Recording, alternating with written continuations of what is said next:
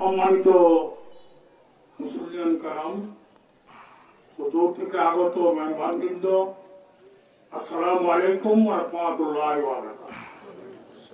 আজকে আমাদের সামনে যিনি লাশ হয়ে আছেন, ওনার পরিচয় কিন্তু সাইফুদ্দিন পাহাড় ভাই, ডাক্তার সাহেব এবং হেডমাস্টার সাহেব অনেক কিছু ছিল, কিন্তু আজকে কি হয়ে গেছে? শুধু লাশ। এখন সে একজন লাশ। ওনার জীবনে তিনি যা কিছু করেছেন, অনেক কিছু বলছেন, অনেকে সবগুলোই কিন্তু আল্লাহর দরবারে হাজির হয়ে গেছে।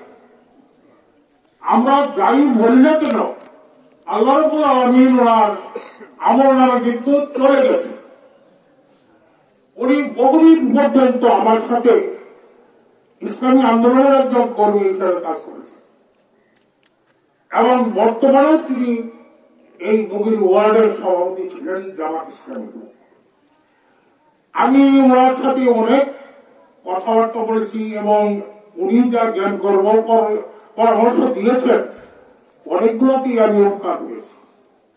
আল্লাহ রাব্বুল আলামিন আমাকে আপনাকে কোন সময় কখন নিয়ে যাবে এটা কিন্তু আমরা কল্পনা করি না, কিন্তু আমরা মর্ম দিয়ে যা দিচ্ছি, কিন্তু টাইমটা আল্লাহ রাব্বুল আলামিন বলেন না।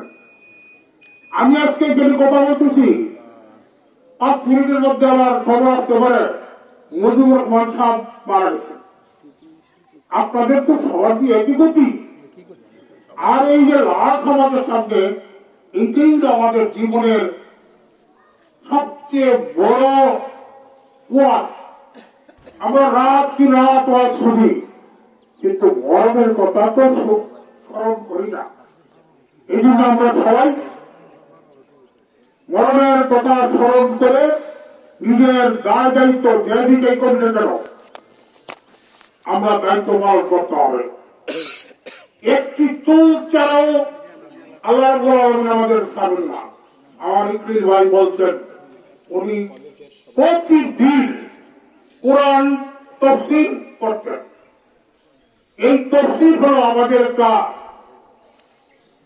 জামাত ইসলামীর সব সময়ের জন্য একটা কাজ। তাফসীর না পড়লে বোঝা যায় না। এই জন্য তিনি সবসময় কোরআনের তাফসীর করতেন।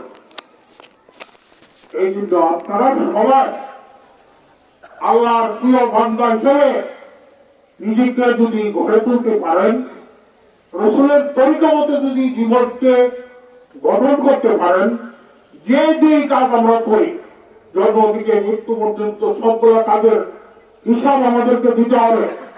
সুতরাং আমরা আল্লাহকে স্মরণ রেখে সবগুলো কাজ যদি করি, তাহলে সবগুলোই আমাদের হিসাবে দিতে হবে। এতে যুক্তি নাই, প্রমাণ নাই, একবারকে স্বীকার করতে হবে আমি যে কাজ করি প্রত্যেকটা কাজের হিসাব আমার কাছে দিতে হবে। সুতরাং আমার এই পাহাড় ভাই, তিনি সবসময় আমার সাথে যোগাযোগ রাখছেন, আমিও রাখছি।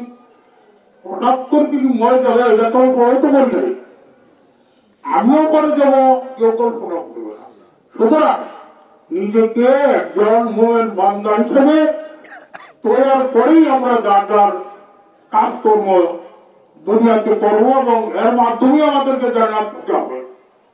সুতরাং